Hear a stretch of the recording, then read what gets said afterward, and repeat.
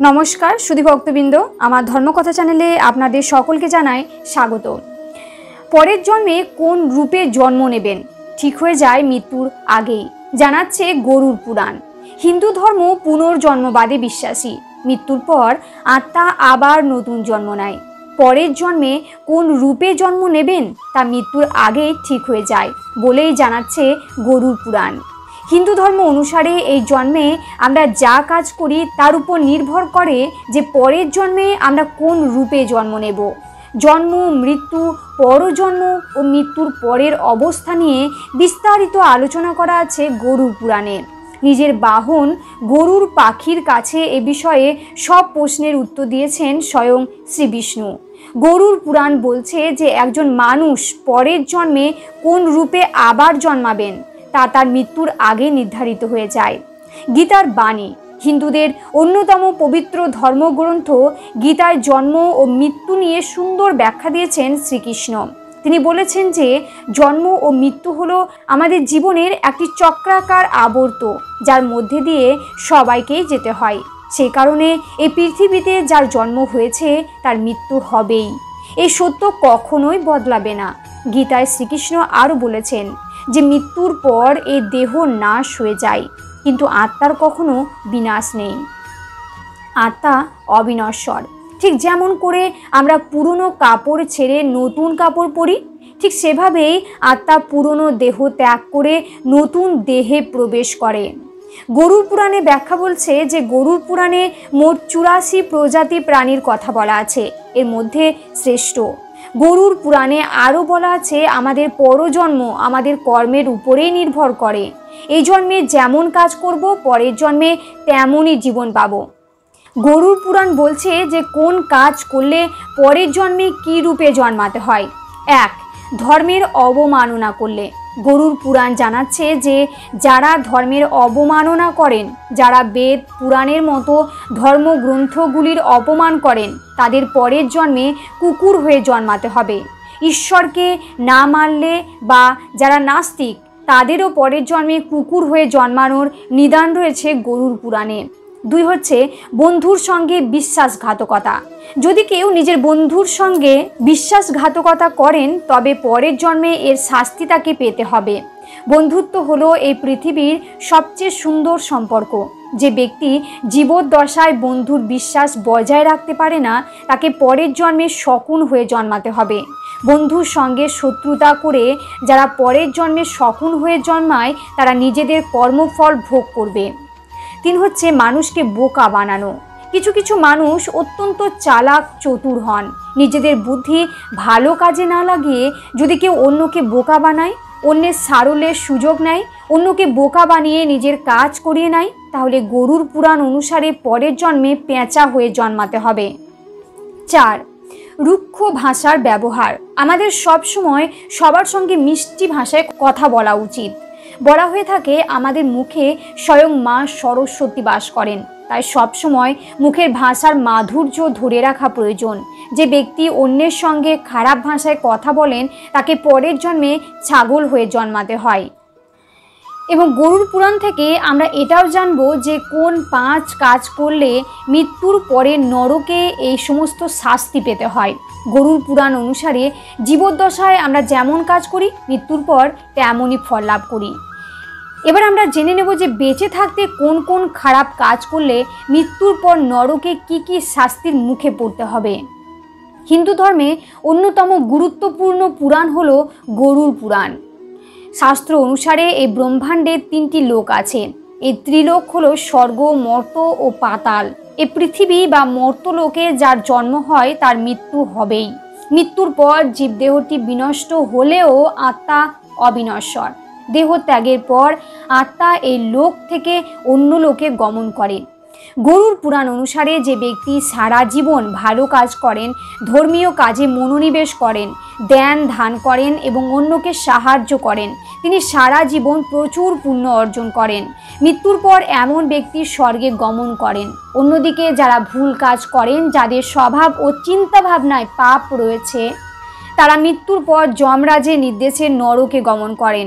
বেঁচে থাকতে খারাপ কাজ করলে নরকে চরম শাস্তির মুখে পড়তে হয়। এবার আমরা জেনে নেব যে এমন সে 5 কাজ কোনগুলি, যেগুলি জীবদ্দশায় এগুলি করলে মৃত্যুর পরে নরক ভয়ানক দুর্দশার মুখে পড়তে হয়। এক হচ্ছে তমিশ্রম নরক। বিভিন্ন ধরনের নরকের অন্যতম হলো তমিশ্রম নরক। বেঁচে থাকলে অন্যের সম্পত্তি হরণ করলে বা কারোর সঙ্গে প্রতারণা করলে মৃত্যুর পর আত্মাকে তমিশ্রম নরকে যেতে হবে। এই নরকে আত্মাকে প্রচণ্ড মারধর করা হয়। মার খেতে খেতে জ্ঞান হারায় আত্মা। জ্ঞান ফিরলে আবার তাকে মারধর করা হয়। যতদিন না শাস্তি ভোগ সম্পূর্ণ হচ্ছে ততদিন পর্যন্ত মার খেতে হয় এই নরকে। 2 হচ্ছে অন্ধ তামস নরক। অত্যন্ত পাপী আত্মাদের এই নরকে গমন করতে হয়। যারা দাম্পত্য সম্পর্কের পবিত্র বন্ধনকে অপবিত্র করে, বিবাহ বহির্ভূত সম্পর্কে জড়ায়, তাদের অন্ধ তামস নরকে গতি হয়। এই নরকে নানা রকমভাবে অত্যাচার করা হয় আত্মার উপর। 3 রৌরব নরক। যারা সারা জীবন অন্যের জিনিসের উপর লোভ করে, যারা লোভী ও স্বার্থপর, অন্যকে ঈর্ষা করে যায় এবং ক্ষতি করে বা ক্ষতি করার চেষ্টা করে, মৃত্যুর পর তাদের ঠাঁই হয় রৌরব নরকে। এখানে আত্মাকে সাপের কামড় খেতে হয়। বিষাক্ত কীট পতঙ্গ ও সরীসৃপের সঙ্গে থাকতে হয় এই নরকে। 4 কুম্ভীপাক নরক। সব ধরনের নরকের মধ্যে সবচেয়ে ভয়ানক হলো কুম্ভীপাক নরক। নিজের স্বার্থ সিদ্ধির জন্য প্রাণী হত্যা করলে মৃত্যুর পর কুম্ভীপাক নরকে যেতে হয়। এই নরকে আত্মাকে ফুটন্ত তেলের কড়াইয়ে ফেলে দেওয়া হয়। 5 কালসূত্র নরক। যারা অন্যকে অপমান করেন এবং প্রবীণ মানুষদের অশ্রদ্ধা করেন, তাদের মৃত্যুর পর কালসূত্র নরকে পাঠানো হয়। এই নরক হলো অত্যন্ত উত্তপ্ত। এই নরকের আবহাওয়া এতটাই উত্তপ্ত যে তা সহ্য করা অসম্ভব হয়ে পড়ে। আমাদের শরীরে 9টি দরজা। মৃত্যুর সময় কোন অঙ্গ দিয়ে দেহ ত্যাগ করে আত্মা? মৃত্যুর সময় শরীরের কোন অঙ্গ দিয়ে আত্মার দেহের বাইরে বেরিয়ে আসে? এই বিষয়টি বিস্তারিত আলোচনা করা আছে গরুড় পুরাণে। কোন অঙ্গ দিয়ে আত্মা শরীরের বাইরে বেরিয়ে আসার কি ব্যাখ্যা? প্রত্যেক জীবন্ত প্রাণীর জীবনে মৃত্যু অনিবার্য। এই পৃথিবীতে যার জন্ম হয়েছে তার মৃত্যু তো হবেই, তবে মৃত্যু ঠিক কবে এবং কিভাবে আমাদের সামনে আসবে তা আমরা কেউ জানি না। কিন্তু আমাদের জীবনে আর কিছু ঘটুক বা না ঘটুক, মৃত্যু ঘটবেই, আর এই সত্য আমরা কেউ পরিবর্তন করতে পারি না। হিন্দু ধর্মের অন্যতম শাস্ত্র গ্রন্থ হলো গরুড় পুরাণ। এই শাস্ত্রে মৃত্যু ও মৃত্যুর পরের অবস্থা নিয়ে বিস্তারিত আলোচনা করা হয়েছে। গরুড় পুরাণে শ্রীবিষ্ণু নিজের বাহন গরুড় পক্ষীকে মানুষের কর্মফলের ভিত্তিতে যে মৃত্যু যন্ত্রণা ও মৃত্যুর পরের কষ্ট ভোগ করতে হয় তার বর্ণনা দিয়েছেন ও কারণ ব্যাখ্যা করেছেন। হিন্দু ধর্ম অনুসারে মৃত্যুতে আমাদের শুধু শরীর বিনষ্ট হয়, আত্মা অবিনশ্বর। গীতায় শ্রীকৃষ্ণ বলেছেন যে আমরা যেমন জীর্ণ পোশাক ছেড়ে নতুন পোশাক পরিধান করি, তেমনি আত্মাও জীর্ণ দেহ ত্যাগ করে নতুন দেহ প্রবেশ করে। শরীরের 9টি দ্বার। এ কারণে প্রচলিত বিশ্বাস অনুসারে আত্মার দেহত্যাগ করলেই প্রাণীর মৃত্যু ঘটে। কিন্তু যখন কারোর মৃত্যু হয় তখন শরীরের ঠিক কোন অঙ্গ দিয়ে আত্মা দেহের বাইরে বেরিয়ে আসে তা জানেন কি? আমাদের শরীরে 9টি দরজা আছে। এগুলি হলো 2টি চোখ, 2টি কান, নাকের 2 ছিদ্র, মুখ ও পায়ুদ্বার ও যোনি মুখ। গরুড় পুরাণ জানাচ্ছে এর মধ্যে কোন অঙ্গ দিয়ে আত্মার শরীরের বাইরে বেরোনো শুভ, আবার কোন অঙ্গ দিয়ে বেরোনো অশুভ। কর্মফলের ভিত্তিতেই কোন দ্বার দিয়ে আত্মার প্রস্থান ঘটবে তা নির্ধারিত হয়। কোন দ্বার শুভ এবং কোন দ্বার অশুভ। মৃত্যুর সময় যে ব্যক্তির চোখ দিয়ে আত্মা বেরিয়ে আসে তার আরও বাঁচার তীব্র বাসনা ছিল। নিজের জীবন ও পরিবারের প্রতি মায়া সেই ব্যক্তি তখনও কাটিয়ে উঠতে পারেনি।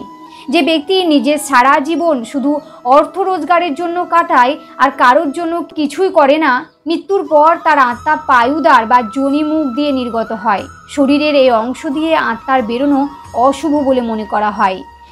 কারোর আত্মার নাক দিয়ে বাইরে বেরিয়ে আসে। নাক দিয়ে আত্মার নির্গত হওয়া শুভ বলে মনে করা হয়।